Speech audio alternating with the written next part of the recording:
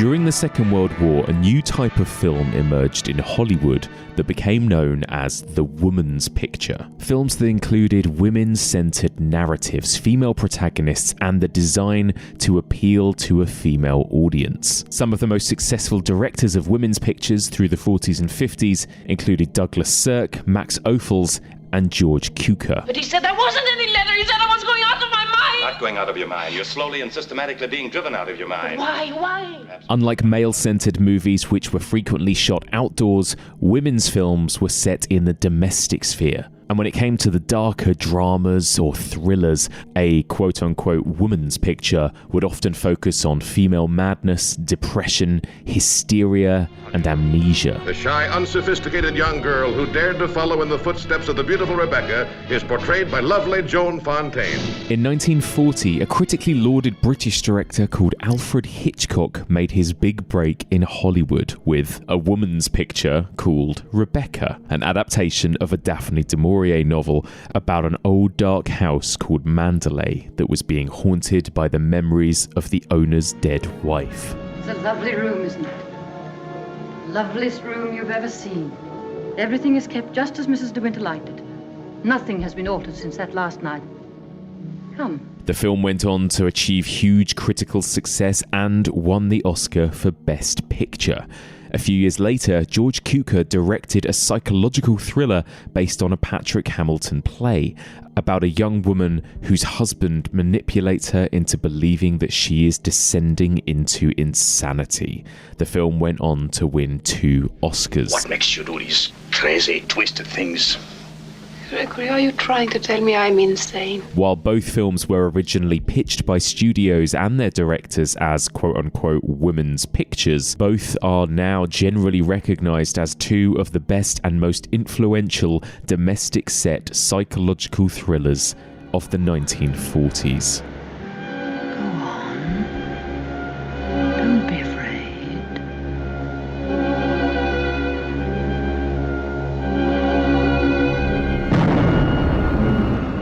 Join me as we continue exploring the evolution of home invasion, and we discuss Alfred Hitchcock's Rebecca and George Cukor's Gaslight.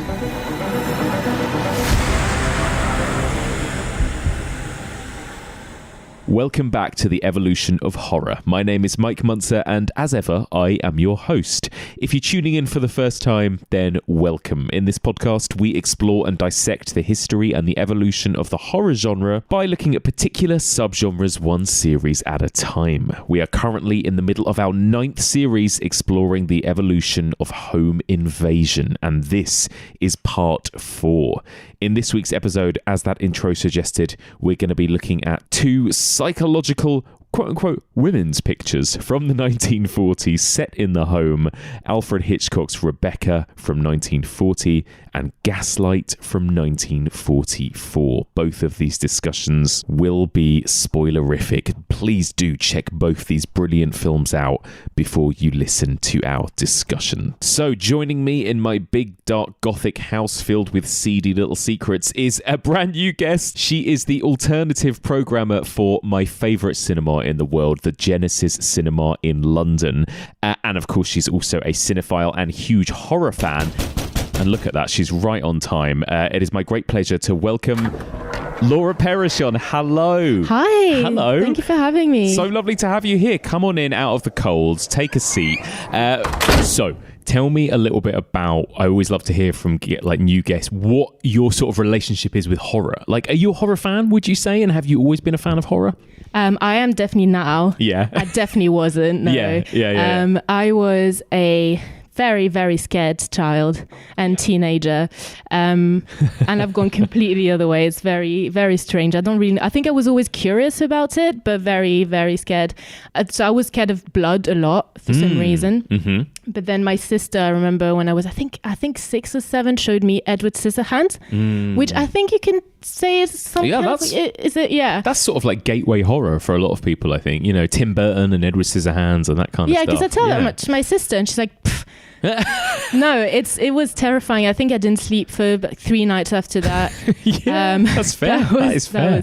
And then after that, it was basically I just was avoiding everything that was remotely scary. I was scared of the little vampire. So yeah, amazing. that was terrible. And then my friends would watch. Would be having a party and they'd be like, "Oh, let's watch a horror film." And obviously, I wanted to look cool. I was like, yeah, that's great. So I think I remember we watched The Grudge when I was still quite young, and everyone slept and I was just sitting in my bed for the rest of the night. Oh no. And then I started watching Hitchcock films, and it got reinforced when I went to uni to study film. Suddenly I studied horror film and studied the history of the evolution of horror, and then little by little I just started thinking, okay, this is actually great, I really like this. And then started kind of determining what actually scared me. Yeah. And all the bloody stuff actually stopped scaring me at some point. But then now I've realized, and that was the same with Edward Scissorhands, actually, which I was terrified at. There's this scene where he takes the blame. Edward Scissorhands takes the blame. Yes. And that I could not stop thinking about it when I was a child. And it's the same thing today that scares me, is this kind of sadness. So films like Hereditary, Lake Mungo, films where the kind of sadness is the horror, the terrifying bit. So this is still what gets to me, but not much still gets to me now. Yeah, the kind of emotional horror almost. Yeah, no, I get that totally. I agree. And I think you're right. Like, I think you go through waves. I remember, definitely finding like the gorier stuff worse for a while. And then I think the older you get, it becomes more like, oh no, actually psychologically this is really disturbing or upsetting. And sometimes I think you have to be a bit older to appreciate that stuff more. For sure. I think. Yeah. So, and actually speaking of some of the most upsetting horror, we're talking about home invasion movies, this series, which it's been so interesting talking to different people. Even the most like hardcore horror fans that I know have been like, oh, this is the one that I find the most difficult or triggering or upsetting or whatever. What do you think of this, of kind of like classic home invasion movies?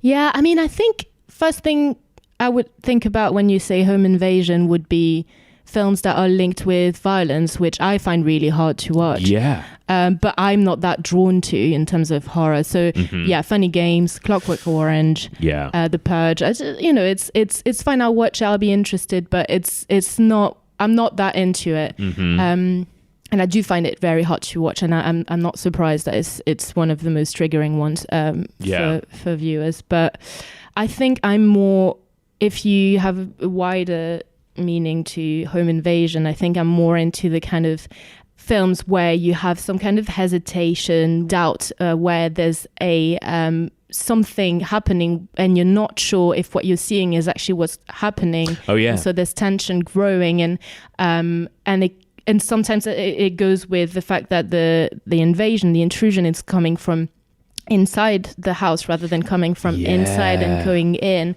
So you'll have even, I don't know, Rope, for example. Yes. Everything that creates tension is inside that room already. And that's your knowledge of that fact is what creates the tension.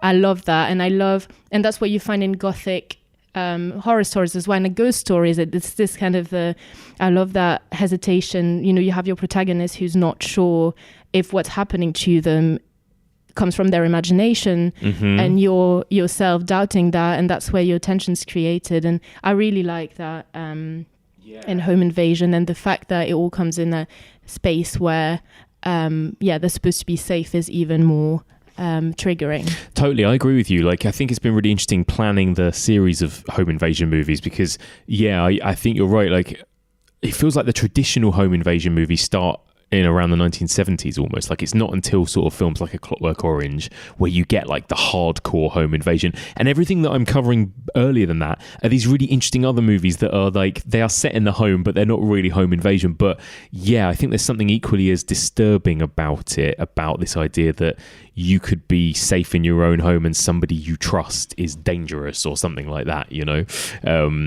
like I think that is something that's really disturbing when it comes to these sorts of films. And even Rope, right? Like, Rope is like a really fun, like, silly movie, but at the heart of it, there's something really scary about it, Yeah, I think, and if you think about it, actually, the more recent films that I've really liked, which don't necessarily enter the realm of violence, are, in this kind of different type of violence are, Speak No Evil, which you're going to talk about, but Speak No Evil and The Invitation. I preferred Speak No Evil, but that was, for me, incredibly triggering and also very sad. And also, so that's, I think that's where actually you enter even different, I think it's kind of a new trend as well, is very social anxiety. Based kind of horror. Also, Laura, you're French, and some of the worst I've seen in terms of the most upsetting have been the French ones I've seen. When did you ever, how late did you come to some of the most infamous French horror films like Martyrs, and have you ventured into like any of those types of movies from that era? I remember starting Martyrs, and I stopped it. I remember stopping it. Yeah, it's horrible. It's not, I just haven't, I don't think I've entered the kind of desire yet to watch those films. I think I do want to at some point, but it's just never the time. So no, you've got to be in the mood for that. Like, Speak No Evil is like, that made me properly, it really upset me in a way that I hadn't felt since Martyrs. Actually, like, they're similar in the way that they make you feel really depressed by the end of it. And I think you've kind of got to be in the mood for a film like that, I think, haven't you? I think the most I've gone to is Gaspar Noé, right, which is already, that's pretty bad. It's pretty bad. Irreversible is up there with those movies, but definitely. I do think there's this sense of, for me, and I'm sure many people will disagree with me, and I've had many debates around it, but with Gaspar Noé there's this sense, not with all his films, but with Irreversible specifically, where I feel like you will have this violence for the sake of violence and provocation that annoys me. And I don't, and it's not necessarily the kind of thing that I'm going back to or that actually stays with me that much, because I find it a little bit less deep. I totally know what you mean. And also, like, Irreversible feels like a film that is just made to make you feel sort of sick, like the strobing, the camera movement, the graphic content. It's like he's just attacking you. It's like, I'm just going to put in everything I can to make you feel horrible. It's so true. So, we've sort of touched on this already, but I guess I think it's interesting, especially with the two movies we're about to talk about. It feels like a lot of home, I don't know if you even call them home invasion movies, but movies based in the home from this era, very much focused on women as well. And I think about the treatment of women. When you look at Gaslight and you look at Rebecca and some of the other movies from around this time, they were considered like quote unquote women's pictures at the time, because they were starring women and about women, right? Which is kind of interesting. Like, it's interesting because the producer of Rebecca, for example, David O. Selznick, wanted specifically for that film to be made for women, and he even said something like, I want women to watch this and think, I know just how she feels, and I think he said something like, I want to add all of the little feminine things that make people say, I know just how she feels. And it's just, and Hitchcock was like, no. He was completely against it. He said something like, there were all those novels, because obviously Rebecca's, adapted from a Daphne du Maurier novel, and said, those novels written by women, and, they're okay. I don't have anything against it, but they do like a bit of humor. It's just it's really interesting, because it's actually, but especially at that time, I think women very much were in that patriarchal society, were recluded to the home, and they had their own place. And as you said, I think in one of the previous episodes, and there's that thing is just very easy to underestimate women. Yeah, they're not even just naive women; they're treated as children. And there's a lot of vocabulary from both men in both films. Totally. Don't bite your nails and eat like a good girl, and very diminishing. And so for us, they're not even strong women or just women who have a say, or they're just children, daughters of this man. It's interesting, isn't it? But then at the same time, we'll talk about this when we get to the films, but like at the same time, it feels like that is supposed to be quite disturbing too, right? Like in some ways, we're not supposed to root for these men, particularly Gaslight. Like, the husband is clearly the villain in Gaslight, right? And I suppose it's a little bit murkier with Laurence Olivier's character, but I think the good thing about these films is, even though they have women treated pretty like abhorrently, it's still coming at it from the right perspective. It feels like, well, at least that's how I read it when I watch it, you know. You're rooting for them and you're scared for them, but that's the thing is they're pictured as so vulnerable that you're scared for them, and so you're not in a position to feel they'll be doing fine on their own. No, that's true. Do you know what I mean? So that's what I feel when I watch those films, and that's even more exhilarating when actually they stand up for themselves. So I think there's definitely a part of that. It's just easy to make you terrified for them, basically. Yeah, definitely. I think it's easy to be affected by these films. They are scary. I think these are the first two movies so far in this home invasion season where the two films feel genuinely quite unnerving, and you do genuinely worry for the safety of our two lead female protagonists. So there's a lot to discuss, Laura. Let's get into it. We're going to begin with Alfred Hitchcock's incredible Rebecca from 1940. Last night, I dreamt I went to Manderley again.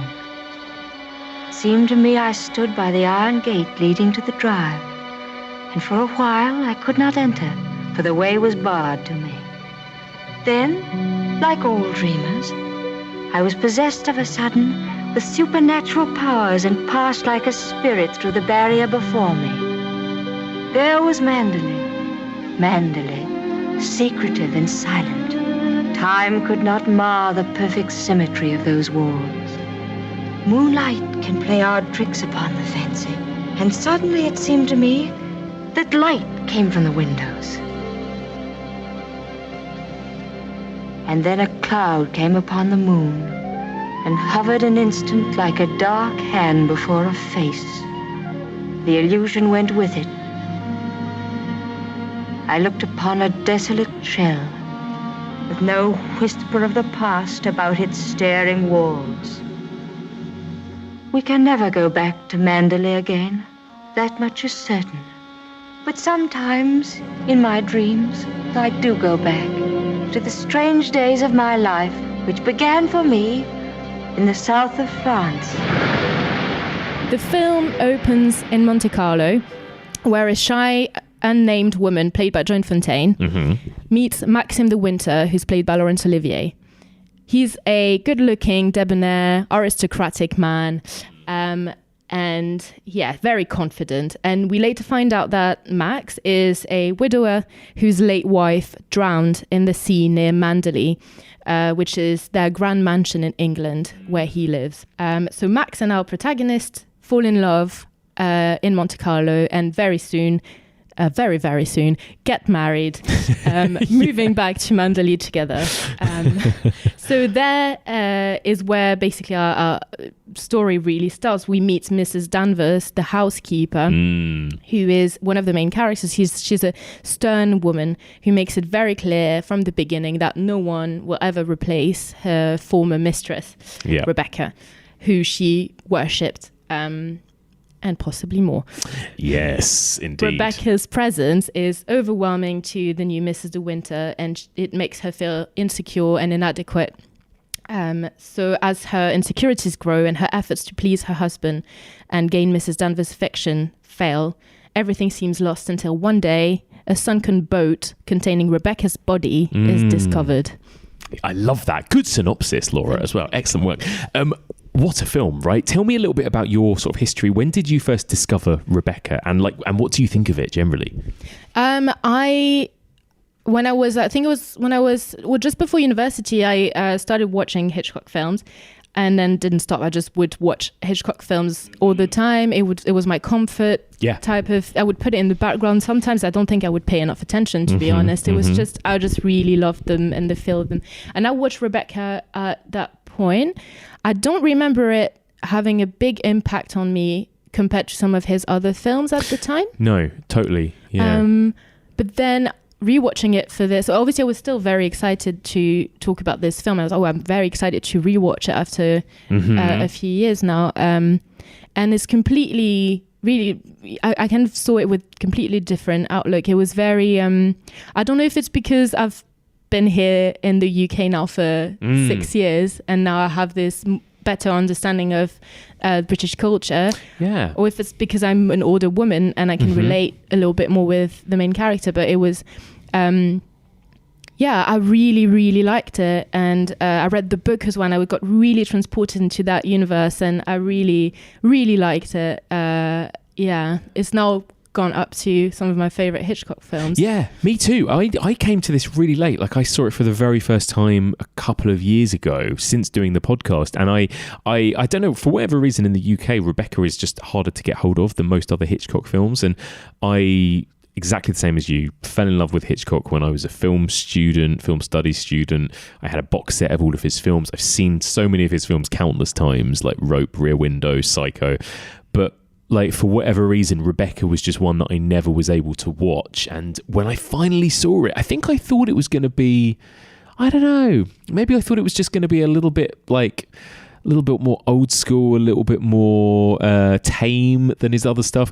But I loved it. I loved this. I just think it's and I've not read the book, but it's such a good story. And I loved the characters. I loved the weirdness of it, of like creepiness of Mrs. Danvers, and like, again, it's that thing with Hitchcock, isn't there, where even though he's not showing you it, you feel like there's loads of quite like seedy sexual stuff going on under the surface, like just under the surface with this film.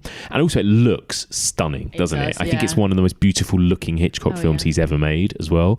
And it was his first movie in Hollywood, right? This was 1940. Through the 1930s, he had been kind of known for making these like British thrillers, and then this was his big like breakthrough into Hollywood, and he won Best Picture with it and everything. So this was his sort of big prestige picture, wasn't it, in a way? It's great. It's a gorgeous film, and I think because he had a little bit more money, a little bit more support with Hollywood as well, then he was able to carry it almost the way he wanted to. But at least visually it is splendid. So let me ask you, because I've never read the novel, but I've heard that this is quite a faithful adaptation of the novel, right? Does it stick pretty like rigidly to the novel? Yeah, it really does actually. And I didn't remember the film that well, so I reread the book, and I was really looking forward to rewatching the film. And I find it quite satisfying to see the little differences as well, seeing what was made with it and what was done with it. And actually, there's not much that there are additions, stylistic additions, and one big change, which is the ending. In that. Are we talking about this now? Spoilers, full spoilers. That's fine. Go for it. Where, because of the Hays Code and production, censorship, they couldn't. So in the book, Maxim the Winter actually is very clear killed Rebecca. It was not an accident. Whereas obviously, so it's not, it's not a huge change in that it doesn't change much to the ending, but it changes a lot of the changes how we feel about him. We feel about him and about her and her decision and everything. So it was the main change. It is otherwise very faithful, and mainly because it was a collaboration between Alfred Hitchcock and David O. Selznick, the producer, who was credited above Hitchcock. It was mainly his film. He even called the film picturization rather than an adaptation. He wanted it to be incredibly close to the novel. And then obviously Hitchcock really didn't want to, and he was really fighting against that. So it's so faithful because I think Selznick pushed for it. And then it means that you follow this character in the same way that in the book you really relate to her, and then you really understand the way she acts on things. And it's got the main, I think, change that I thought was a great Hitchcock addition was that scene, that wonderful scene when they watch the videos of their holiday. Okay. Which is not in the novel. They're just talking at that point. I thought that was such an incredible addition and such a beautiful scene. Yeah, that's great. So you can definitely see where Hitchcock's kind of style has come in, but otherwise, it's very very similar. I love that as well, like you said about it's sort of David O. Selznick's picture, I suppose. Like it feels more like almost like Hitchcock is here as a director for hire, right? It doesn't feel as much like an authored Alfred Hitchcock movie in the same way that some of his others do. But do you still feel that kind of Hitchcock thumbprint over this? Yeah, I think it still does. He said this is not a Hitchcock picture. Yeah. And I saw that French directors at the time who were obsessed with Hitchcock were saying things like, oh, no, this is, even said something like, oh, Hitchcock, he's not happy with it. It's not really a Hitchcock film, but also he managed to make this very gossipy novel into a great, which is so untrue, and it's just incredibly unfair. I'm sure they didn't read it.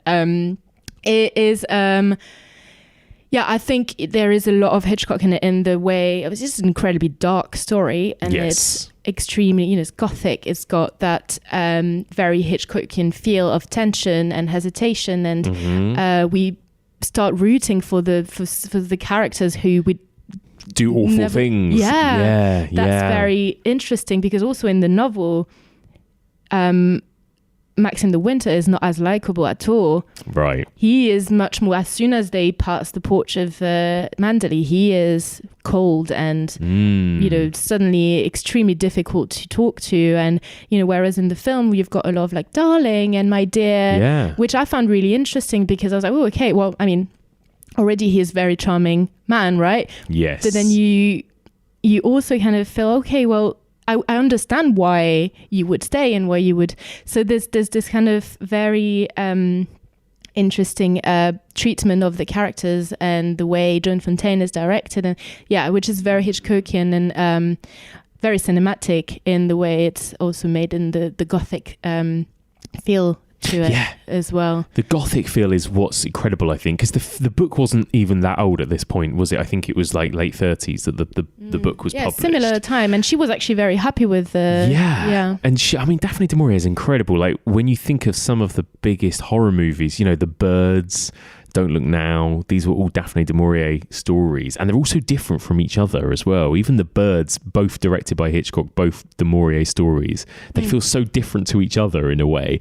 But I think there is a Hitchcockian feel about this. I think there is something of that, like, peering in on a house as well, that like we shouldn't be looking in on as well, and like, I don't know, the kind of like the private stuff going on in the bedroom and the lingerie drawers and all of that stuff as well, like, kind of feels like it's all there. And also this feeling that there is this kind of like ghost lingering as well, like going back to the Gothic thing. I think this is a really interesting film in that it almost feels like a ghost story. There's no ghost, but there sort of is a ghost, right? The film is called Rebecca, the book's called Rebecca. We never meet Rebecca. She's just this lingering presence, and the film does such an amazing job of that, doesn't it? I think with the various bits of stuff around the house that has her initials on it, and obviously everyone constantly talking about her and all of that, and obeying her orders. She's still obeying her, and then that's so true. And then you get those kind of ghostly draperies and curtains all over the place. And then I think, is it Mrs. Danvers who says something like, I wonder if sometimes she watches you and him. Right, yeah. And that was just, it's almost like a chill down your back. It's just incredibly, because this is what it is. And at that point, you're not even sure there isn't actually a ghost of Rebecca. No, it could still be a ghost story for what you know. Yeah. So it's really, I think that's why I love it so much as well. It's got that, the hesitation. Is it, what are we seeing here? Mm-hmm. Why is she still so present? And it really does feel like an old Gothic ghost story. And actually, speaking of, what do you think of the house? Like, it feels like Mandalay itself is so important to this story. Even the opening of the film, like pre-credits almost, is like talking about Mandalay as a house, right? But what do you think of the way this house is kind of presented in the film?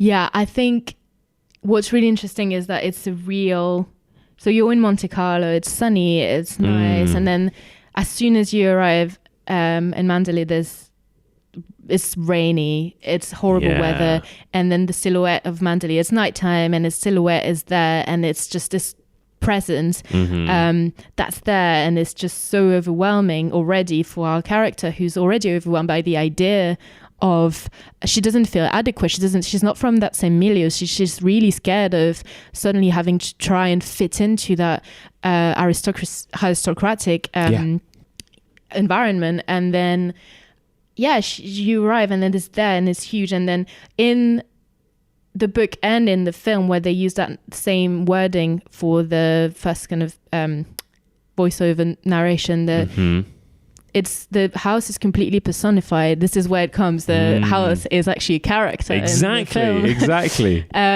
Where it talks about, a face and the staring walls. Yes. And this is a very gothic ghost story element where you're not even in the house, that already you've got a feeling that something's not quite right inside, and you shouldn't actually go closer. And it's and where you've got those windows, could be eyes just staring at you. Totally. I think you're right. It reminds me of that opening of that book is like the opening of Shirley Jackson's Haunting of Hill House as well, right? This house that stood for 90 years and could stand for 90 more, and all that stuff like that. Yeah, that making the house the focal point from the very beginning, right? It's so good.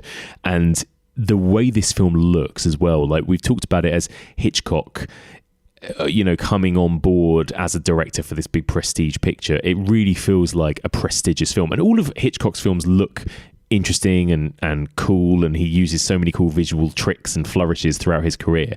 But this movie feels really sort of beautiful and classy and classic in the way it looks, doesn't it? Like, it's one of the most stunning films I've ever seen. We were talking before we started recording about how it almost, we would put it on par with Citizen Kane almost, right? In terms of the lighting, the cinematography, and the depth and everything that you get in this film. It's amazing, isn't it? And I don't know if this is a big lie, and but I thought I read somewhere that even Orson Welles was actually inspired by his work on with deep focus photography to work on the on the inside of the house as well, and so it does remind you of the Splendor of the Ambersons. Is that the English title? The Magnificent Ambersons. The Magnificent Ambersons. Yes.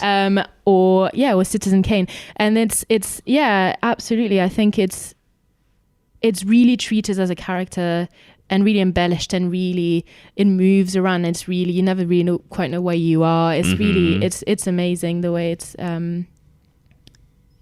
filmed, the house. And I think it was a miniature. It was filmed as a miniature. Oh, cool. Yeah. Obviously, which makes it even more kind of fantastic in a way. And really. That's awesome. Yeah. And I love Hitchcock's kind of camera tricks where he never relies on like flashbacks or seeing Rebecca or seeing, anything that happened in the past. There's even that scene where famously where he goes through the murder, right, or the death of Rebecca, and the camera just panning around that empty room, and Laurence Olivier's narrating what happened, and he's voicing Rebecca and the, quote unquote evil things that Rebecca was saying to him. But just by panning across an empty room and pausing on a sofa and then pausing in a doorway, your mind absolutely fills in the gaps, doesn't it? It's a beautifully constructed scene where Hitchcock kind of controls our gaze. Suddenly she got up, started to walk toward me. When I have a child, she said, neither you nor anyone else could ever prove it wasn't yours. You'd like to have an heir, wouldn't you, Max, for your precious Manderley? And she started to laugh. How funny. How supremely, wonderfully funny. That is incredible. It's amazing, isn't it? And it just sees nothing. This is another kind of ghostly presence of Rebecca, because you could almost see her move around. This is, it's an incredible scene. And absolutely. And then also the way the camera moves is I think is the first time that Joan Fontaine goes to the West Wing. And that there's this huge door which seems so far away and so big, and it's guarded by the dog, which reminded me of Server guarding hell, right? You just don't know what's behind it, and she goes there, and there's the treatment of photography, and then the house as well. So everything is just made to make her feel small, and for us to see her as being incredibly futile and tiny in this house, and vulnerable, and almost about to be swallowed by the house. And totally. I think that's what's so great, what I love about these types of movies, going all the way back to, going all the way through to movies like Speak No Evil, this idea that movies set in the home can make it's a space that's supposed to feel comfortable, but it can also make people feel at their most uncomfortable, right? When you're in someone else's house, it can be so uncomfortable. Like, we've seen so many horror films or horror kind of adjacent movies that are about those kind of like awkward dinner party encounters, like The Invitation, like Speak No Evil. Rebecca kind of feels like an early version of that. This woman that is, we've all kind of felt this to an extent, maybe not to this extreme, but like, you're in somebody's house where you don't really feel like you belong. Oh, absolutely. And you pretend. Yeah. But up to a point, it's, they can see clearly through you as totally. well. And either there's, because of that's a class difference or whatever reason, you don't feel like you belong in that particular house. And yeah, my heart really goes out to her character throughout the whole thing, because you're just like, oh my way god, too much. I was just like, oh god, like the whole, also she's so clumsy, and I'm like, I feel you, I would have broken that as well, it's just totally it's so true. Oh god. And I wouldn't know which fork to use for what thing or whatever. And also that idea of being in a new relationship with somebody, but their ex is sort of a presence, like we've probably all felt that too, right? Whether you meet your new partner's family or friends, and that they all had this really good relationship with your partner's ex as well, and that kind of lingering awkwardness is always there too. It's that to the extreme, isn't it, as well? Yeah, absolutely, yeah. And she's not even there. It's just, but she's not there, and everyone just keeps reminding her. Mrs. Danvers mainly. Yeah, it's just exactly. like, she's really into her. Let's talk about these characters. What do you think of Joan Fontaine? Like, obviously, she doesn't even have a character name, does she? She's just sort of the new Mr. De Winters. And she is she goes, I don't know, she's not the toughest of main characters, is she, in terms of these sorts of films? But what do you think of Joan Fontaine's performance and this character that we're with? I loved her so much in that film. It's interesting because, just for a bit of background, so there were, I think, over 20 actresses who were auditioned for this film, or at least that they had kind of considered for the role. Sure. And then, there are different reasons why one or the other didn't get picked. But then, so I think Selznick wanted Olivia de Havilland, because he'd just done Gone with the Wind, and who is actually Joan Fontaine's sister. Yeah, and they hated each other. And so what's really funny is that actually one of the main reasons Joan Fontaine got picked is because Hitchcock thought that she understood what it was to have a force that was stronger than her. Wow. This is where his horrible personality comes in, right? Yes. He just wanted to exploit that terrible inadequacy in her personality. And I think he even invited Olivia de Havilland on set so that she would see her and feel it's just absolutely horrible and abusive. And then on top of that, Laurence Olivier wanted Vivien Leigh to get the part because they were having an affair. Right, yeah. So they were romantically involved, and he was like, I would love for her to be in this film, obviously. And they didn't go with her because they didn't think she was the right person for it. So he was super pissed and basically was just making Joan Fontaine feel absolutely horrible on set, would not talk to her. Jesus. So actually part of the way she acts is probably linked to the fact that she was, and also Hitchcock and Selznick would, I think mainly Hitchcock, would make her believe that everyone had said that Laurence Olivier hated her, so that she would feel even worse about, so absolutely horrible. But I think, speaking of gaslighting, right? That is so interesting though, because you're right, like how that reflects the character that she's playing, right? That all of these men are just comparing her to other women that they think are better than her, basically. I know. God, that's hideous, isn't it? But she does such a good job as well. She's so good in it. Incredible. She is. Yeah, I thought it's just so subtle and genuine, the way her emotions, come through onto her face. She's just absolutely incredible.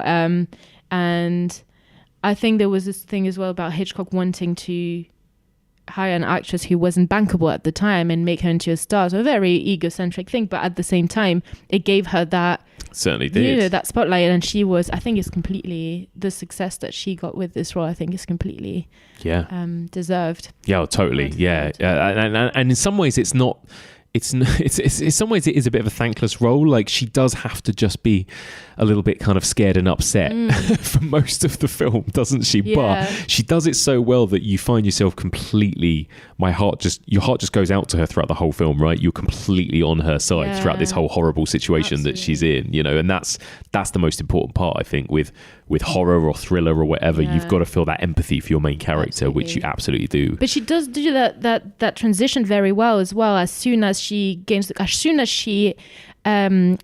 learns that actually Maxim the Winter did not love Rebecca, and so all of the weight that she had on her shoulders, so when she thought that he was still thinking about her, actually when she realizes that's not the case and he does not still love her, he never loved her, then her posture changes. Yes. Everything changes. She's about so much her. more confident. She's so much more confident, and she does it in such a genuine way. It's really incredible. And suddenly she, you know, Mrs. Danvers, who's always standing really straight, she's at her level suddenly, and she's talking in a different voice, and it's really incredible the way she does that, actually. Yeah, that's such a good point. I love the way that she does that. And you can understand it, right? Because suddenly it's not like this person that they all loved more than her who just tragically left. Absolutely. It was like, oh no, she was this horrible person that they all hated or whatever, you know. I love that about her. What about Laurence Olivier then? Because obviously he was a bit more of a proper name at this point as well. Like you said, he had a bit more power in Hollywood. What do you think of him and his character? And you've already mentioned, like, maybe they made a few changes to his character in the film compared to the book, right? What do you think of him in this? Yeah, I think he is very charming. I really fancied him in that film, and I felt bad because obviously he's a horrible man. Who in the film has just made a terrible mistake, but also covered it up, and it's just, it's still like absolutely horrible. Also a bit creepy at times, isn't he? Super creepy. Isn't he weird when he keeps saying, "Never grow up, never turn 36"? Oh, yeah. Oh, that's God. a weird thing to say. Oh man! Like you mentioned at the beginning of the chat, like this infantilization of the women in these films is really creepy. Yeah, you know? and when she changes suddenly and becomes this woman, he's just, oh, you've changed so much in the space of 2 days. Basically, I kind of liked you more when you looked like a child. It's just absolutely horrible. Yeah. But it's interesting because he's actually think he's really good. He was a really good choice because he's got a face that you can easily trust, I think, and he plays on that really well. Yeah, he's got very soft there's a kind of voice. warmth about him, isn't there? Weirdly, yeah, there is. So you want to give him the benefit of the doubt up until, and then there's this thing about at the end you're rooting for him. I wasn't, to be honest. Yeah. I think she deserves better than that. But there is that thing about trying at least to root for him, and for him to get away with a murder, basically. But yeah, I think he was a very good choice for the role. I think she should have gone with the other bloke. What's his name? Rebecca's cousin. You like him, don't you? I love that guy. He's just got such a cool voice. Yeah, swoops in. Oh, hello! Like he's just got such an amazing voice. Favell, was that it? Yeah, Jack Favell, played by George Sanders. George Sanders, who did the voice of Shere Khan the tiger in Jungle Book. Oh God! It's that same voice. It's like it's got such heft and gravitas to it. And how is dear old Max? Very well, thank you. I hear he went up to London, left his little bride all alone. It's too bad. Isn't he rather afraid that somebody might come down and carry you off? Well, won't you have some tea or something? Well, now, isn't that a charming invitation? I've been asked to stay to tea, Danny, and I've a good mind to accept. Oh, well, perhaps you're right. Pity, just we're getting on so nicely. We mustn't lead the young bride astray, must we, Jasper? Goodbye. It's been fun meeting you. Oh, and by the way, it would be very decent of you if you didn't mention this little visit to your revered husband. He doesn't exactly approve of me. He feels like a Hitchcockian character to me. He's got like a kind of twinkle in his eye.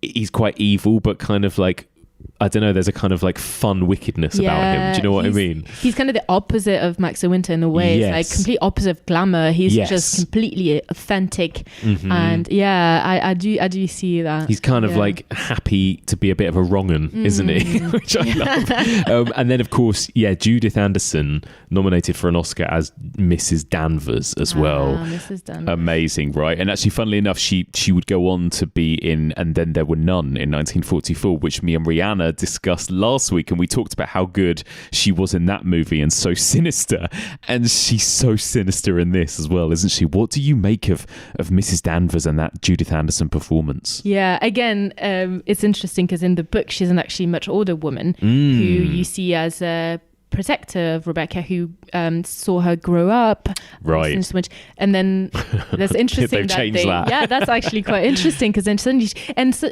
I think it's interesting that she is just pretty much the same age or a little bit older than our main character, because then suddenly there's a real competition competition to run the house, but also just to gain the respect of Max de Winter, or at least just feel like they belong there. Yes. Because it's all about the house. It's all like belonging there. Totally. And so, yeah, I think she is terrifying. There's something really interesting about the way she moves. Like, you never really see her going from one place to another. She just appears. Right, she is like a ghost, right? She's like an old Victorian ghost that you see in a painting or something. Like, yes, you're right. And apparently I read that you never see her blink in the film, apparently. Like, she made a point, Judith Anderson, never to blink on camera when the camera was on her. So she's, like you say, you never see her enter or exit rooms. She just appears. She doesn't blink. Her posture, like you said, is completely straight. And she is like some weird dead person come to life, isn't she? She's so good to terrify John Fontaine's characters. But actually, is it just that she's just this deeply sad woman that was in love with Rebecca, right? Like, you get the feeling, were they in a relationship? Was it just unrequited love from Mrs. Danvers? But there's definitely like a sexual attraction there, right? Between her and Rebecca. Yeah. I think that definitely is. I think it's mainly in the fact that it's all the way she talks about Rebecca, the way she shows that scene where she shows John Fontaine's character her clothes and the objects that belong to her. That's so funny, that bit. And it's so sensual. It's all about the senses. It's the touch. It's the, touch this, put this, like, look at this, and it's shimmering and it's all moving in this light, and it's so. That's why I think it was too subtle for senses, I think, to pick up on it. Perfect. I think they had picked up on it previously and had to change a few things, but it is. I think Hitchcock liked to play with the code anyway. Oh, he did it so well. And this is something I'm going to talk about in a couple of weeks with Rope as well. But the way that he was able to weave in these kind of homoerotic undertones or sexual undertones, because like you said, the Hays Code was kind of really present at this point in America, right? So he wasn't allowed to put anything explicit on camera, and it's really funny. I mean, you can look up the Hays Code. It was called the Production Code, but it was also called the Hays Code because it was sort of established by Will H. Hays, who was the president of the Motion Picture Producers and Distributors of America, the MPPDA, from 1922 to 1945. And the Hays Code kind of came into effect in 1934. That's why with a lot of early 30s films, they are labelled as pre-code, because back then they were allowed to get away with a lot more in the 20s and early 30s. But from 1934, this production code came into place, and it stayed there all the way until 1968. And essentially, it's this ridiculous and hilarious list of rules of kind of do's and don'ts and be careful about. So, for example, they weren't allowed to show any... obviously nothing sexual, nothing suggestive, nudity, even suggested nudity in silhouette was not allowed to be shown. Any ridicule of the clergy, any profanity of taking the words God, Lord, or Jesus in vain, no portrayals of white slavery. Hilarious. Nothing. No. Any other kind of slavery is fine, but no portrayals of white slavery was allowed during this time. Arson, the use of firearms, the use of the flag in general. Apparently, you had to be very careful about that. You had to be extremely careful with the portrayal of theft, robbery, brutality, men and women in bed together. No references to sex hygiene or venereal diseases, no sex perversion and no inference of sex perversion, no scenes of childbirth in fact or in silhouette, excessive or lustful kissing, particularly when one character or the other is quote unquote heavy. Hilarious. So this is just a few of the many, many do's and don'ts and be carefuls in the Hays Code that all Hollywood films had to obey for that sort of 34-year period from the mid-30s to the mid-60s. Basically, the whole time that Alfred Hitchcock was making his daring movies. So Hitchcock always had to find these really innovative and careful ways around the Hays Code, but still smuggle in all of the interesting, dark, seedy, violent stuff that he wanted to smuggle in. And Hitchcock was really smart at knowing how to get around the censors and around the Hays Code, right? So that you weren't necessarily seeing anything explicit on screen, but the subtext is so screamingly obvious, isn't it? It is almost text, but he manages it in such a clever way that he managed to get away with it with the censors every time. But it feels like it's so there on screen with Rebecca, doesn't it? I think, like you say, it's her in the kind look, of it's in the, her sensually kind of like removing all of Rebecca's kind of undergarments and feeling them and all of that stuff. It's like should I leave? Right there. Yeah. Do you want me to leave you? Exactly. I'm just having a moment. And even Joan Fontaine feels that, right? Yeah, like you yeah, can see it in Joan Fontaine's face during that moment. She's deeply upset and it feels like she gets it. She gets that there is something weird going on here as well. Yeah, for sure. I embroidered this case for her myself, and I keep it here always. Did you ever see anything so delicate?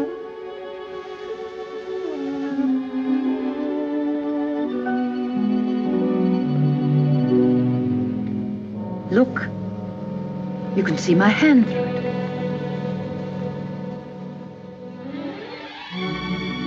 Is that kind of there in the book? Oh no, so you said she's a bit older though in the book. So it's... I think that definitely is that for sure. It's the same description of such a sensual description of all of those objects. Which you don't really get for anything else, and it's almost too detailed. It's almost too focused on those tiny things. It's just like how you've looked at this for a long time. There's something, she wasn't anyone to you really. Yeah. And you wouldn't do that even if for a child that you've lost, you would not talk about their underwear that way. And you know what I mean? It's very strange because then they try and in the book it's almost they're a lost child.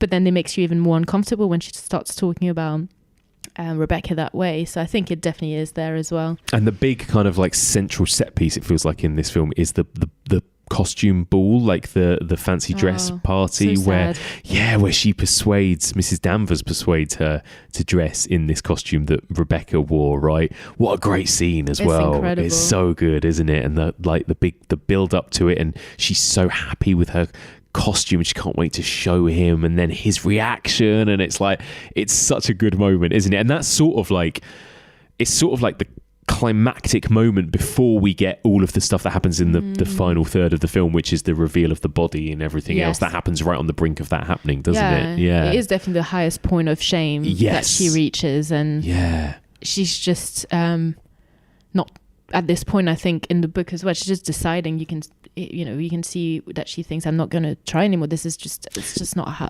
Well, she's almost close to, Mrs. Danvers is trying to get her to jump out the window and kill herself. Yeah, so it's almost not of her own will. She might not try anymore because she might get killed. Yeah, it literally nearly comes to that, doesn't it? That it nearly kills her that night until they discover the body and all that stuff happens. Yeah. And then it does kind of move away, doesn't it? It's sort of, we leave Mandalay for the rest of the film mostly, and we're in the kind of like more almost procedural stuff of trying to figure out exactly what happened with Rebecca, and we get that reveal about what went on that night, and then the courtroom and going to visit the doctor in London and all of that stuff. What do you think of kind of the final act and the way it kind of wraps everything up there?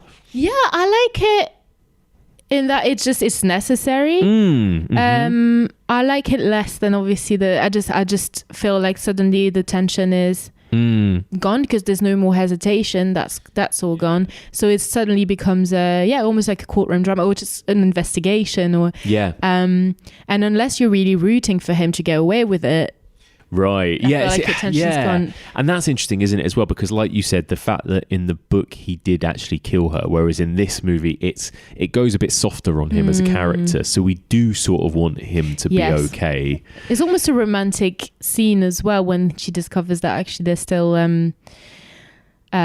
he did not love Rebecca because then he felt it's a new beginning for her. Yeah, you're right. Whereas actually, by the sounds of it, in the book, you'd be a lot more like, well, poor Rebecca then, you know. Whereas in this movie, it's a little bit like, oh yeah, Rebecca was evil. But it's also just not about him, and it's also just she still uses that as a way to empower herself and just decide for herself that she suddenly becomes the mother. She suddenly becomes she's not the little child. And I guess because he's confided in her and confessed to her. Exactly. She suddenly protects him. There's this dark,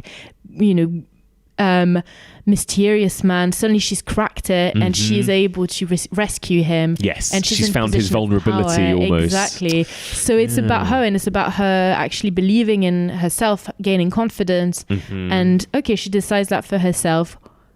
Well, I wouldn't do that, but also, it's about her development as a character and as a woman, I think, which you can see in both, the book and the film. And in a way, whatever he's done doesn't really enter into, it creates the same thing in her, which is gaining confidence and hope in their relationship as well. Totally. And do you think it ends on a hopeful note for those two as a couple? Like, do you think that's sort of a happily ever... I mean, it's a weird happily ever after because Mandalay burns down. I mean, that's kind of the last thing we see, where do you think they go? Do you think they get a little cottage somewhere? They probably go back to Monte Carlo or something, have a lovely time together, right? But clearly Mandalay is not the place for either of them. No. And that's the thing. It's so good. And this is why it felt so perfect for this particular sort of series, because it feels like the house is so important to the action and the horror in this film, and it's like the house itself is Rebecca, right? And it feels like that closure from what happened with Rebecca, ending with that fire, that house in flames, and Mrs. Danvers in there, those amazing shots of her in the house with the flames. That's incredible. What an amazing ending, right? It's just such a good film. It's incredible. And Mandalay is the one thing that wasn't going to crumble, right? So I think that's always been there. And then suddenly completely gone. So good. What a movie. I mean, like, this film is 80 years old, like over 80 years old. That's unbelievable to me. Like, how do you think it sort of holds up? It does have a nostalgic feel to it when you watch it. You watch it like you would watch a ghost story, a Victorian ghost story. And in that sense, I think it's still incredibly, enjoyable. And I think if you don't know actually the story, then you would definitely... Well, the fact that it was made again, last year in 2020? Or, Ben Wheatley, yeah. means that there's still, the story itself is very modern. You can definitely do something with it. And totally. I think it does hold up to it, and I still think it's the best adaptation, obviously. But 100%. Yeah, I thought it was... I think it does, because you still have that tension. You still have... it's gorgeous, first of all. Yes. I think you just even now the themes and the way the movie was made kind of make you feel as tense as you would have felt probably at the time, because if you're just not sure about what is going to happen, and you still relate to that character. She's still a very modern woman to me. Like, everyone can find themselves in that situation where you feel inadequate, you feel like you're entering a family or a place that's not necessarily where you're easily fitting. And hopefully it does, the same things don't happen to everyone when they find themselves in that situation. Let's hope. Yeah, I agree. I think it it must have been so ahead of its time at the time even, right? And I think technically it's wonderful. Like, it still holds up because it looks so good. That classic like monochrome black and white just still looks unbelievable, and the story's so good, the characters are so good, all of the weird seedy stuff is so good. Like, I think it really holds up. Like, I think it's one of the, I don't know, maybe not a top 5 Hitchcock for me, maybe a top 10 Hitchcock for me, but it's up there. But it feels a bit different to his later Hitchcock classic films. In a way. Yeah, it's more classic, isn't it? It is more. And it wouldn't have been that film if it had only been for Hitchcock. And like, if you see Psycho, for example, exactly, I read Psycho, the Robert Bloch's novel, which is absolutely horrible. And what he made of it is an incredible masterpiece, obviously, and it's the most Hitchcockian. But so it's interesting. I'm kind of thinking, what would it have been if he had had complete creative control. Yes, because it definitely does feel more like a film that isn't just auteured by Hitchcock. It feels like a big studio film that he just happens to be directing, doesn't it? But the little Hitchcock he brought still managed, and I think it is actually a really successful collaboration, because you still needed that kind of.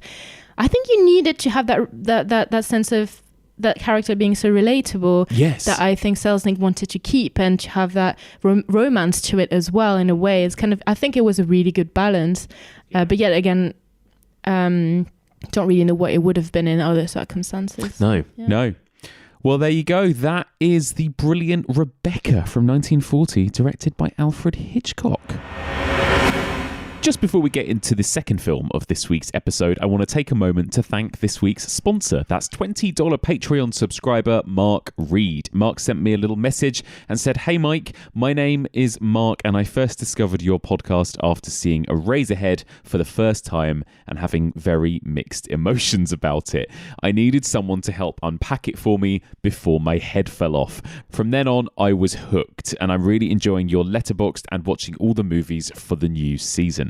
I myself have a horror podcast that I create with my friend Matthew called Creative Psychopaths, which is stolen from the line in Scream. Together on the podcast, we make horror sandwiches, which includes a movie of the week filling surrounded by the bread made of horror chat, including horror movies for beginners to which horror would make the best Lego. The podcast is available everywhere and we really love making it. Thanks again for the show and for helping to improve my horror and movie knowledge, Mark." Thank you so much, Mark, for that lovely message. That was a really nice email, and I will be sure to check out your podcast. That sounds really fun. And for anyone else that wants to check out Mark's podcast, I'll just say the name of it one more time. It's called Creative Psychopaths, which I assume you can probably find wherever you get your podcasts. Once again, a huge thank you to this week's sponsor. That's $20 Patreon subscriber, Mark Reed. And if you want to become an official Evolution of Horror sponsor, just like Mark, get your own little dedicated segment in an episode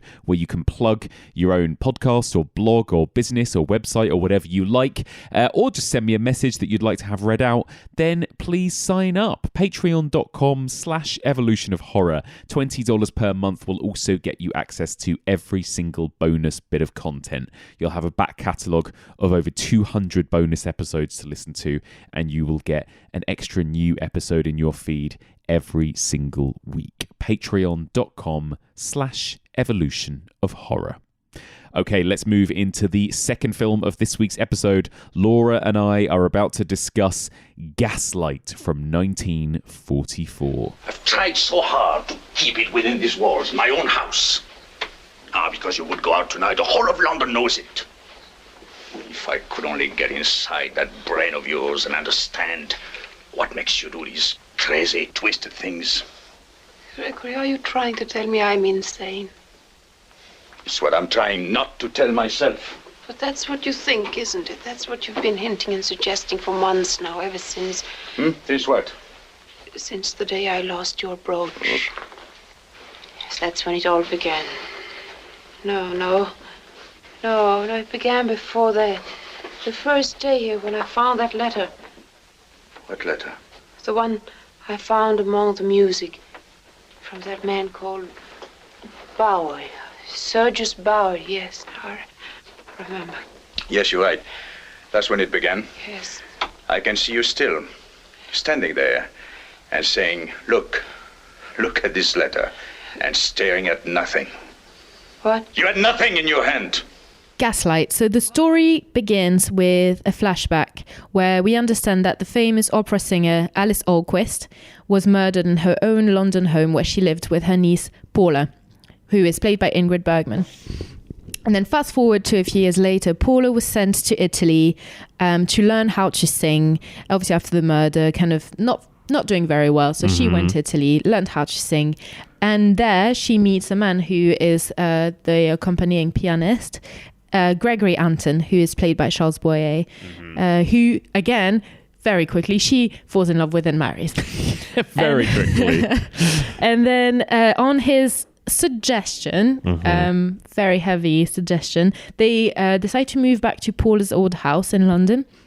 And there, Gregory's behavior suddenly starts to change. He gradually manipulates Paula into thinking she's losing her mind and does all kinds of things to her, like keeping anyone from entering the house, saying she's too unwell to go out, prevents her from going out, claiming she's just not ready for it. She shouldn't see other people. He hides objects to make her believe that she's forgetful, or that she intentionally steals them, and shames her into doing so, and generally basically emotionally manipulate her into thinking she's going crazy. Thankfully, Scotland Yard officer Brian Cameron, played by Joseph Cotton, who's obsessed with the Alice Allquist case, which was never solved, has noticed that something's afoot in the house, and he decides to help Paula and uncover the truth. Yeah. So what did you think of this one? Was the first time you'd watched this for the podcast, or had you seen it before? Yeah, it was actually. Yeah, I'd heard about it, but I hadn't seen it before. Well, it's interesting, isn't it? Because like even the term gaslight is so in our vernacular these days as well. But a lot of people haven't actually seen this film, where it comes from, right? Yeah. Yeah. What did you think? I thought it was infuriating. I thought it was great. But oh my God, such a hard watch. It's really upsetting, actually, isn't it? I found that. This is the second time I'd seen it, and it is, compared to Rebecca, it's actually scarier, I think, in the ideas behind it, because you're basically just watching a film about domestic abuse, right? You're just watching a woman be psychologically abused. You feel so powerless. Yeah. Just watching that, it's hardcore. Very hard, very hard, and it is so close to, it's much more believable that it does happen to so many women. So in a way, it's incredibly modern in its subject. Massively. That's what's really scary as well. It's how easily that can be done. And how powerless you can feel just watching it, and it's really difficult to watch, but it's really well done, and in what it's trying to achieve, it's really incredible. It is. I agree. I think it's really good. There was a play, it was based on a play, and then there was another film version in 1940, but this was sort of the big one that had like the big cast of Hollywood actors in it, and I think it is. Do you think it feels play like can you tell that it was based on a play by like going by the film? No, I was trying to think about that while watching it, and I thought I could see how it would work as a play, but it doesn't feel stagey to me. I feel it's a very cinematic film. Yes, cinema is used to create the tension. I think what's one of the best elements actually is the how tension is, the music is it the word diegetic? Yeah, diegetic. Yeah. It's all diegetically, like you'll have for example, there's a scene where they're at a recital listening to music, and the music is what creates the tension. It starts quite slow, and then as it becomes, as it accelerates, that's when the tension actually creates in the shot and what you see actually happening in the scene. And a lot of those kind of small details, I think, are very cinematic and really bringing cinema into it. Yeah, and as a viewer, it just works really well. Also, the use of the Tower of London. Some of the sets are just very cleverly done, and the lighting is beautiful. The set design is gorgeous well. And you couldn't do that on the stage. You couldn't have, So it's agreed. I think it looks gorgeous, this film, actually, and like I love the kind of like the night again, like the kind of as the title suggests, the kind of like the gaslit kind of lamppost street lights and the shadowy alleys and all of that kind of stuff at night as well. It looks really cool. And maybe we should talk about the house as the first point to talk about, in a way. Like it's interesting that both this and Rebecca, it feels like they're both these films about sort of a past trauma that happened in this house, right? They both have these kind of bad memories of stuff that happened to specifically women in both these homes, right? But what do you think of this house and the way that George Cukor kind of like portrays this house in the film? Yeah, I think as opposed to Rebecca, it's actually very claustrophobic because it's so full of objects and things, and it's so busy in there, and it actually feels quite small when it's not a small house. You're right, it feels the opposite to Rebecca, doesn't it, which is so vast and spacious. Exactly. It feels like it's closing down on her. The walls, there's even times I think she just like leans against the wall and is almost trying to hide that way, and and also there are all of those hidden places in that house. Yes. Hidden rooms, and there's that locked off floor, top floor. Yeah. And then also the house is used as a way for us to isolate the character. I mean, there's scenes where we just close the door behind our main character, who we don't want to leave her alone, and she's having a tough time, but then we have to, and this is how we get isolated from. We just feel even more powerless because of that house. I think it's really incredibly. It feels very dynamic use of the space. Yeah, and actually, like, I was thinking about it second time around as well, that so much of the action, so much of the sort of drama of it hinges on sort of objects and stuff. It's all about, like, hiding objects or stealing bits of jewelry, or him trying to find the jewels in the attic. Like it's a lot of stuff. It's a lot of like MacGuffins, I guess you'd say. But like there's a lot of things, there's a lot of objects, things hidden in drawers and going through his desk. And yeah, it feels like the trigger for a lot of the big events that happen in this film, and the psychological horror is triggered from like stuff in this house, right? And like even you said, the terror is coming from the gaslight. The gaslight itself. Yeah. And that's an amazing thing, isn't it? That now it's become a term, like gaslighting somebody comes from this kind of quite subtle thing in this film, right? Which is just that the gaslight means that someone else is in the house, and that's a really cool, simple technique, I think, isn't it? That know that someone else is somewhere upstairs because the gas has gone down in the rest of the house, kind of thing. Like, what a cool device to build tension. It tells you when he's going to come back, and so you don't have as much time. You know, at the end when they're trying to find out how to get rid of him, and they don't even notice. We are the only ones who notice that the gaslight has come back up, so we know he's coming back. And they don't have much time. That's quite Hitchcockian, That's actually. So Hitchcockian, Yeah, you're right. Those little simple details like that make the film genuinely quite scary, I think, because he is a really horrible villain in this as well, isn't he? Like, he's genuinely quite scary and threatening. What do we think of the cast? So, Ingrid Bergman, first of all. Like, what do you think of Ingrid Bergman in this? Yeah, I think she's great in it. I think her face and the expressions are just so subtle, and then you can see everything going through her face, and I think she's really good in it. There's this real transition that you see when she starts she doesn't even need to be prompted anymore to be told she's going crazy. She's just saying, oh, I haven't forgotten, have I? And then she's really good at that. And when she starts, singing and dancing in the house. Oh, God, yeah. When she thinks she's been taken to the theatre. It's so sad as well, that moment, isn't it? And she's very good at being that happy, beautiful, relatable woman and make you feel incredibly sad when those things happen, because she just portrays those emotions incredibly well, I think. I think she's very good in it. I think she did deserve her Oscar, for sure. Yes, she won an Oscar for this, didn't she? Yeah, I guess it's quite an Oscar-y role in a way, and she does get the chance to shine and do quite a lot of stuff. And then Charles Boyer as Gregory Anton as well, like... what a dick. What a fucking dick. He is horrible. And he does it with such a swarming, like, just you're not starting to forget things again, are you? Oh my God, he is just, and he just has this false reassuring voice that's even more infuriating, because he's not even properly aggressive. Obviously, that's where the gaslight comes from. It's just it's passive aggressive, isn't it?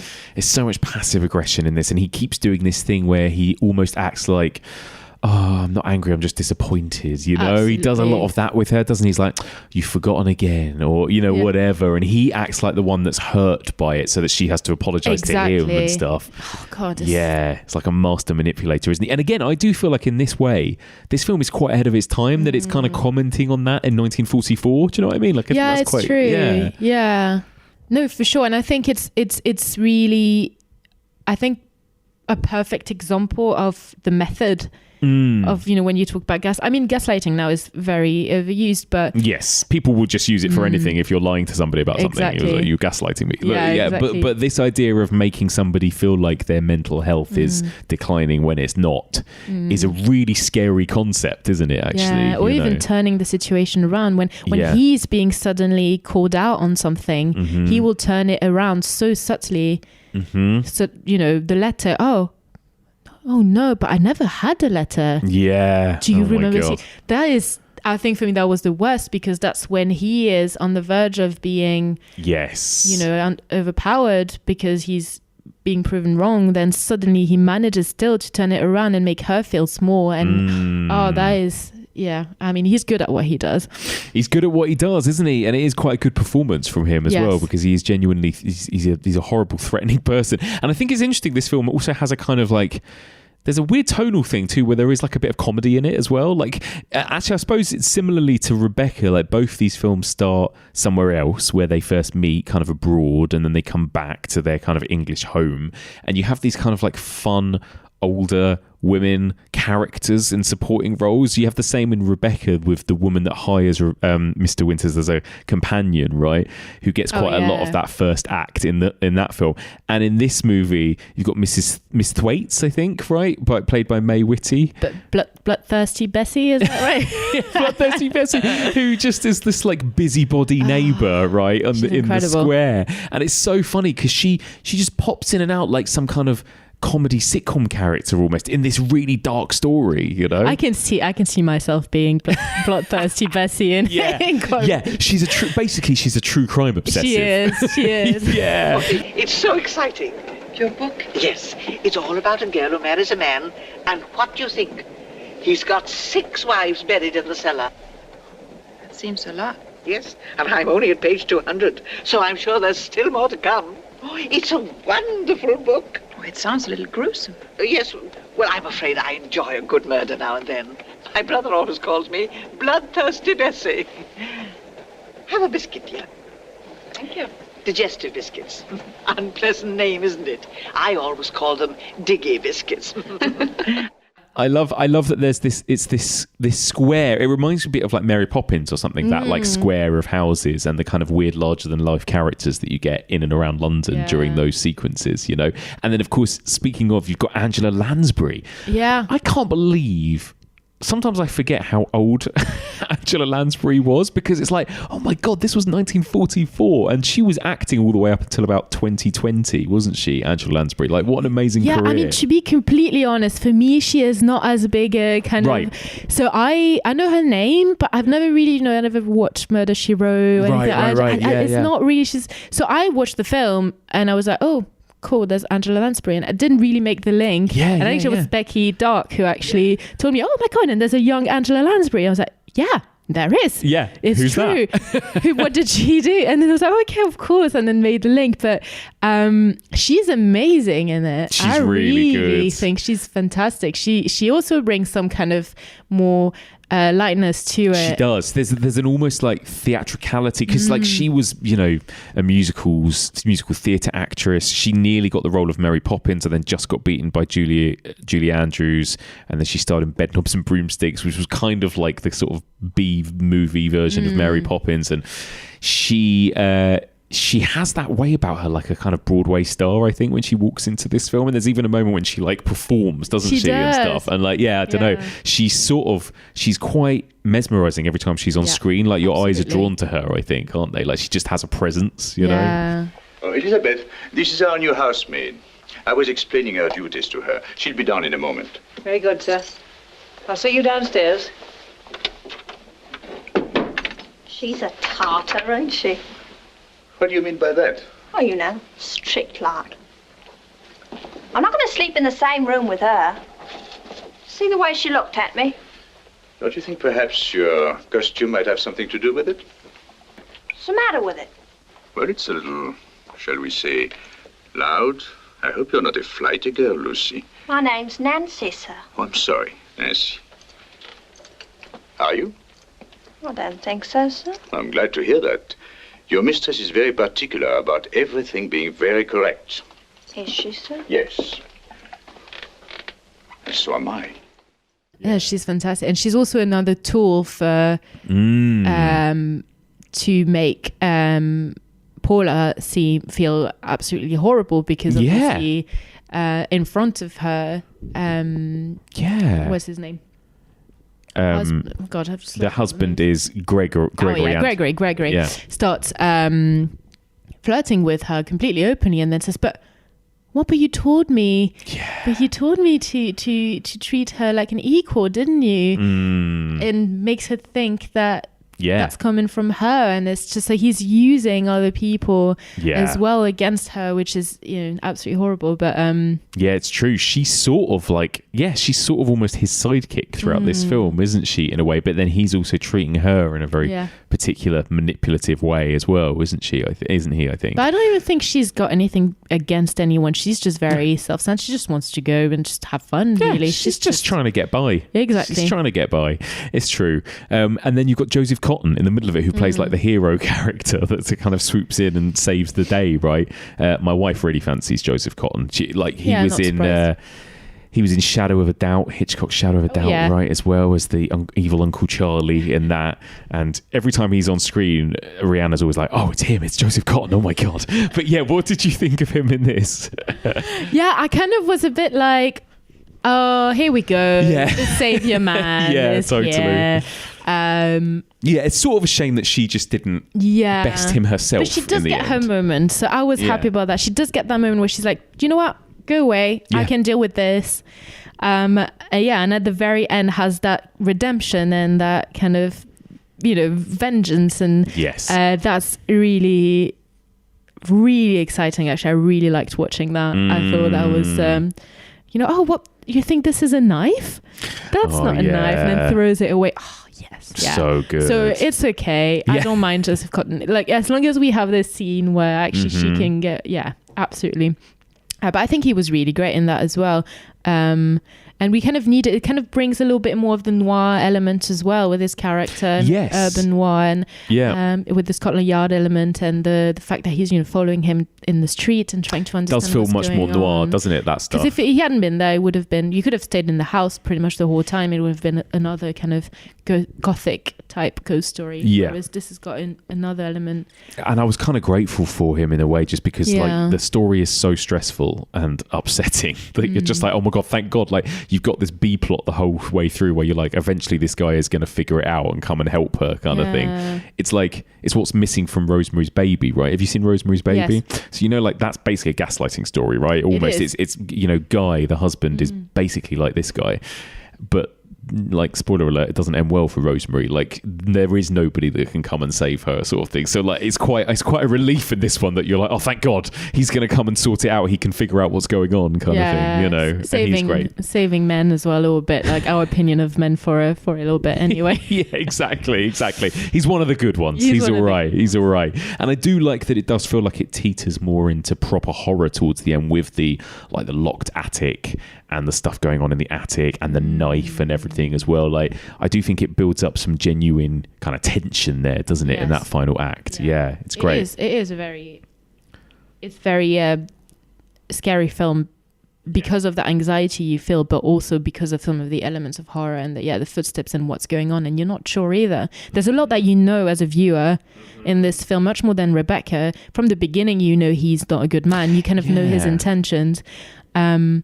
Up until a point when you don't really know exactly what his intentions are, up until it's revealed at the end. You can kind of figure it out, but there's still a hesitation and a doubt as to what his motive is. You don't know what his past is, where he's coming from, what the letter, why does he want to hide this? There's still some element of doubt.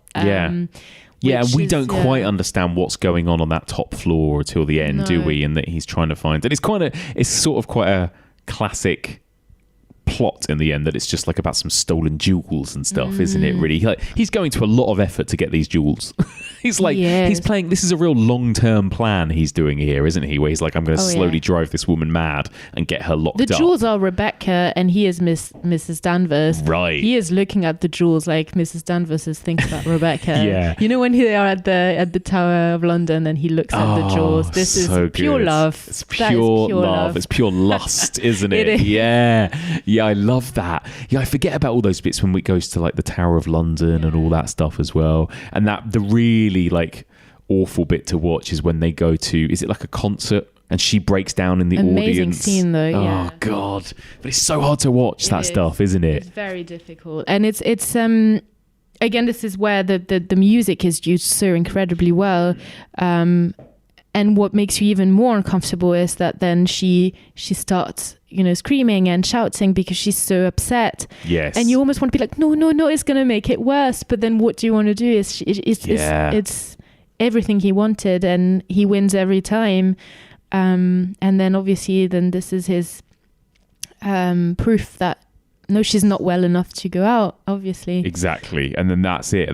She then spends the rest of the film basically cooped up in the house, right? He doesn't let her go out from that point onwards because she thinks she's going to make a fool out of herself. And it's just, it's so upsetting, but also this is where it really does feel like one of those home invasion or home abduction movies, because that home becomes her prison at that point. And even though it is, like you said, it's a big house, it's a big 3-story house in the middle of what I assume is central London, right? but it feels cramped, it feels claustrophobic, it feels like a prison. It's dark and it's cluttered, and it's oppressive in that way. And I think they do a really good job of kind of really making us feel that claustrophobia build up throughout the rest of the film as she's trapped inside this house. And you're right, actually, I hadn't really thought about the music, the fact that is all of the music in this diegetic? Like, there's no non-diegetic music, is there? I think Rebecca has that big sweeping score throughout, like quite melodramatic score, gorgeous, very classic Hollywood, doesn't it? Yeah, the piano is a big element in Gaslight. Even at the beginning, when she finds the letter, he starts doing that tune, and she's like, "Oh, how do you know that tune?" And he's already creating some kind of doubt and playing with her, and he's really enjoying it. And then when she finds the letter, there's this big boom. Yeah, it's great. Yeah, you're right. And coming from there. Yeah, it is. I don't think there's any music. Like, thinking about it, all those scenes with kind of stalking around the back alleys and the creeping into the attic, all those scenes are just silent, aren't they? There is no music to any of those. I think so, yeah. Which is really cool. It's really impressive. Cool. All right, we're going to wrap up shortly, but first of all, let's head on over to our first Wild About Horror segment of the new series and hear what Freudian cinephile Mary Wilde makes of George Cukor's Gaslight.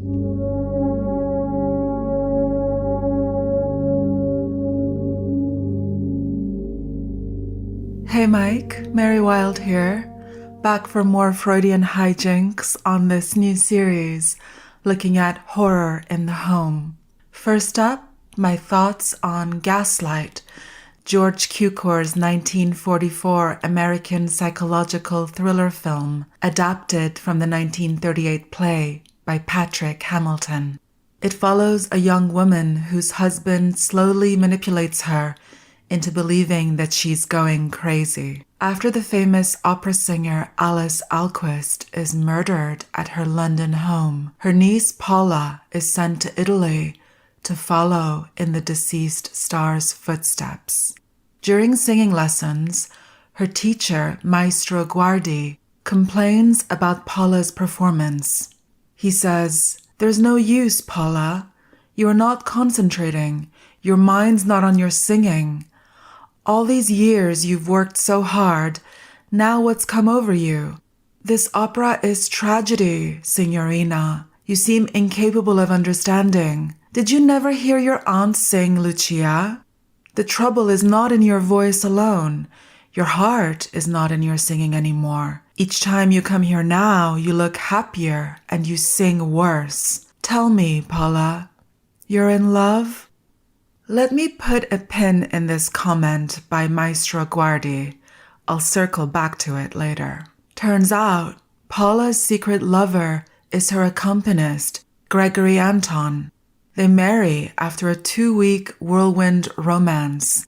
At his suggestion, they settle in London and occupy Alice Alquist's long vacant townhouse. Paula grapples with the memory of her aunt's murder, and Gregory suggests storing the old furnishings in the attic. When Paula finds a letter to her aunt from a man named Sergius Bauer, Gregory reacts aggressively, but quickly apologizes. Over time, more strange things occur. Gregory constructs a narrative that Paula is forgetful and loses things. Paula is plagued by noises coming from the attic and notices the gas lights dimming for no apparent reason when Gregory isn't home, which he insists is only her imagination. isolating his wife from the world, Gregory convinces Paula that she is a kleptomaniac and too unwell to be in public. He claims that her mother died in an asylum and that the letter she discovered from Sergius Bauer never existed. Doubting her own sanity, Paula breaks down. We come to understand that the attic noises and flickering gaslights are indeed real, and that Gregory is behind these as well. His marriage to Paula was only a scheme to gain access to her aunt's home, followed by a cunning strategy to drive Paula mad and have her institutionalized, leaving him Alice's estate and allowing him to steal her hidden jewels. Self-help and popular psychology authors use this film's title, Gaslight, to mean manipulating someone similarly to the way Paula was unduly influenced by Gregory. It is the subjective experience of having one's reality repeatedly questioned. The first use of the gerund form, gaslighting, was by the New York Times in a 1995 column by Maureen Dowd. Largely an obscure term until gaining traction in the mid-2010s, it has broadly seeped into the English lexicon since and is now used more generally. Merriam-Webster defines it as psychological manipulation to make someone question their perception of reality, leading to dependence on the perpetrator. The word gaslighting is occasionally used in clinical literature, but is considered a colloquialism by the American Psychological Association. Now, a surface-level reading of the film Gaslight would only involve a case study of domestic emotional abuse in which a man plots against his own wife and tries to enrich himself by exploiting her and diminishing her grasp on reality. However, being psychoanalytically minded, I would rather regard the case study as the manifest content of the film.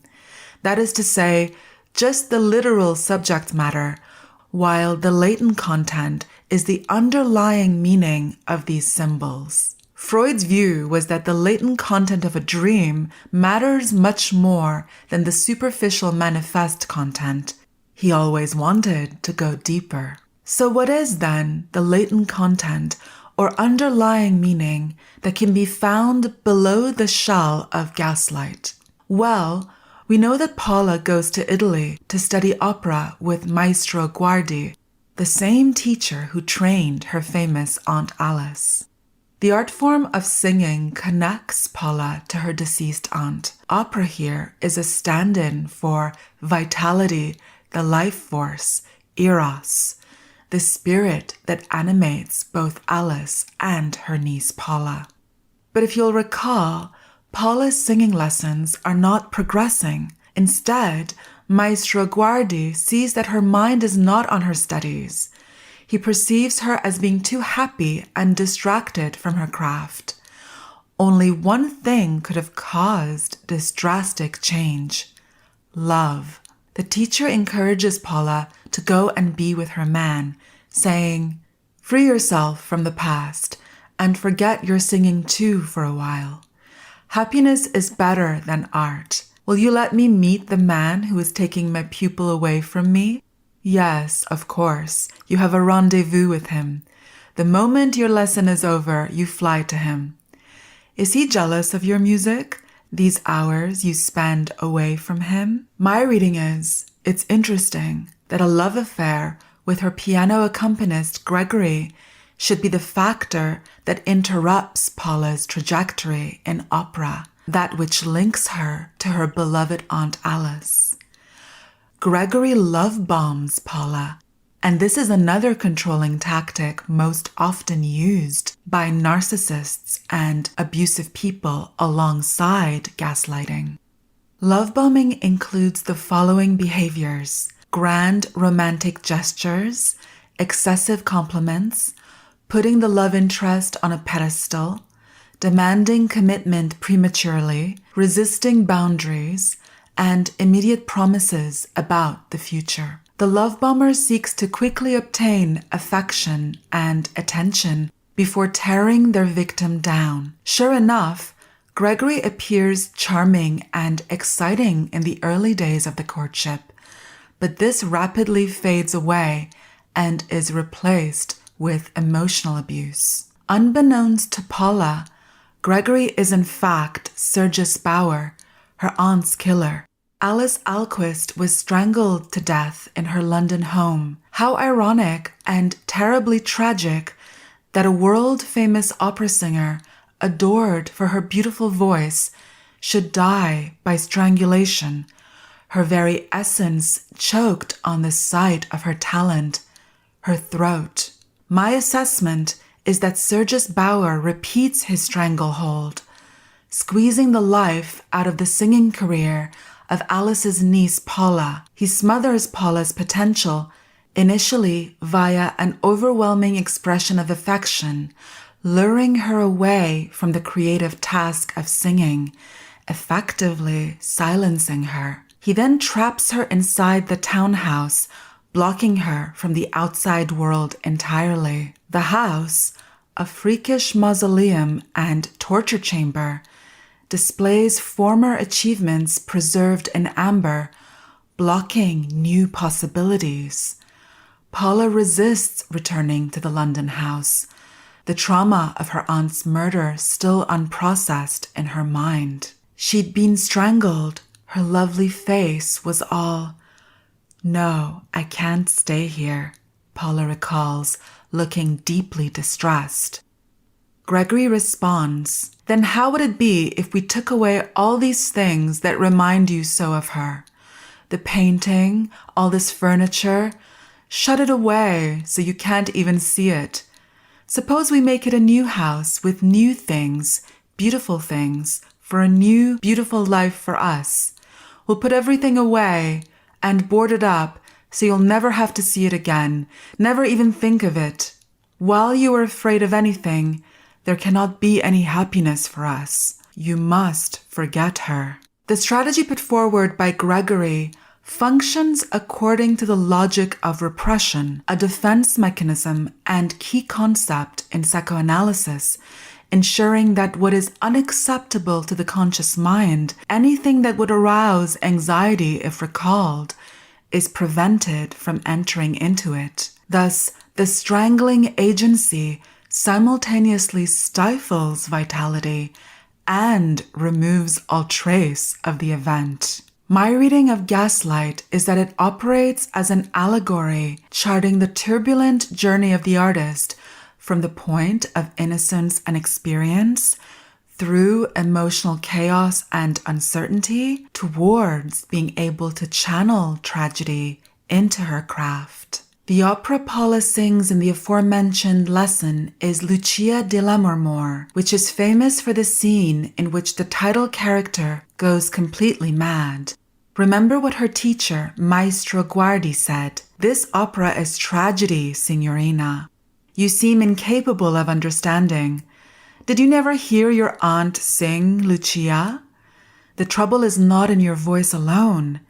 Your heart is not in your singing anymore. Each time you come here now, you look happier and you sing worse." In this sense, Gregory Anton, later revealed to be the killer Sergius Bauer, fulfills his role as the reliable accompanist of a budding opera star. He captures her heart, traps her inside the site of trauma, torments her, makes her doubt herself and dwell in the darkest recesses of her mind, forces her to process tragedy in a very direct way, and compels her to overcome and rise above all of the pain, eventually leading her to find her voice and advocate for herself. Gregory is, rather strangely, a faithful companion on a journey where it is necessary for the artist to understand tragedy intimately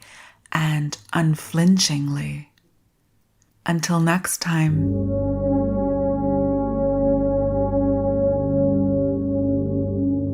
A big thank you to the wonderful Mary Wilde. It's so great to have her back. So don't forget, if you want to hear more of Mary's takes on cinema and various other things, you can sign up to her Patreon for regular updated content. Patreon.com/Mary Wilde. So, Laura, we're going to wrap up on Gaslight shortly, but I guess finally I just want to ask you, how do you think this movie holds up? In some ways, I think this is so kind of ahead of its time in its themes. How do you find it kind of watching it in 2023? Yeah, I think in terms of social anxiety, first of all, yes, absolutely. Yeah. If you remade it exactly the same way, just with kind of modern means, you wouldn't need to change much at all. I don't think at all. I think it does. It's a great film. It's a horror film because of what it creates in the viewer and what the intent is behind it. Yeah. And the intent is to create terror, is to create doubt, is to create anxiety. Yeah. It's very well managed. Okay, again, that kind of awkward... Again, it goes all the way through to movies like Speak No Evil, that feeling of like you're watching something play out and it's just stressful and uncomfortable and upsetting and you don't want to be there. It is like this movie really gives me that in spades, you know? Yeah, absolutely. Yeah. So there you go. That's it. Let me finish by asking you what I love to ask all my new guests, Laura. You might not have prepared this answer, but I'm going to ask you, what's your favourite horror film? Oh God, yeah. My answer changes every month or so depending on. It's just difficult. I had to answer this for like a small article I had to do, and I just I'd made a list of 10 films which I loved for different reasons. I was like, okay, well, I need to find one, and I had gone for The Innocent because I was just like, it's just a representation of everything I love in horror. I just love a good, gothic mystery, black and white, which is like I find really comforting. I just love that. But then there's films like Night of the Hunter, which are completely different and almost you wouldn't necessarily call horror, which are also up there. I'll say The Innocents for the sake of all amazing choices. I mean, like Night of the Hunter and The Innocents are like both in my they were both on my Sight and Sound top 10 list. In fact, like they're both my all-time favorites. Yeah, and they have that same kind. Night of the Hunter made it, didn't it? Night of the Hunter made it in. The Innocents didn't. Sadly, people have no taste, Laura. I love it. Well, there you go. Well, excellent choices. Well, thank you so much for joining me. It's been really so much fun. If people do want to come and find you, Laura, if they want to come and chat to you about horror films, or if they want to check out what you're doing, where can they find you on social media or anywhere like that? Yeah, I'm on Twitter. It's just at Laura Perrachon with 2 R's. And then otherwise, just come to Genesis Cinema. Yes. And come watch some films. Come watch some films with us. Give us some suggestions. Laura, let's screen The Innocents. Let's do it. Let's do it. Amazing. Tomorrow. Laura, thank you very much. Thank you. And that's it for this week. Thank you so much for listening, and a huge thank you one more time to my brilliant guest, Laura Perrachon. So please do get in touch. Let us know what you thought of this week's episode and what you thought of these 2 films, Gaslight and Rebecca. We loved them both. I would love to hear your thoughts. Please do get in touch. You can email me, evolutionofhorror@gmail.com. You can also find us on all the socials, Facebook, Twitter, Instagram, and Letterboxd. And don't forget, if you want to discuss this week's episode with fellow listeners, you can also join 2 different places, the Facebook discussion group or the Evolution of Horror Discord. If you want to support this podcast financially and get treated to regular bonus episodes, then sign up to our Patreon channel, patreon.com/Evolution of Horror. You can find this podcast in all the usual podcast places, and if you get a spare moment, I'd be so grateful if you could drop us a little rating and review on Apple Podcasts or whichever app you use, as that really helps us get discovered by new listeners. So, onwards to next week then. Next week, I've got another brand new guest, and she's going to be joining me to discuss 2 absolutely banging movies from the 40s and 50s. Next week, I'm going to be joined by the incredible Alexandra Heller Nicholas, and she's going to be joining me to discuss The Spiral Staircase from 1946 and Alfred Hitchcock's Dial M for Murder from 1954. Cannot wait to join us next week for all of this and more on the Evolution of Horror.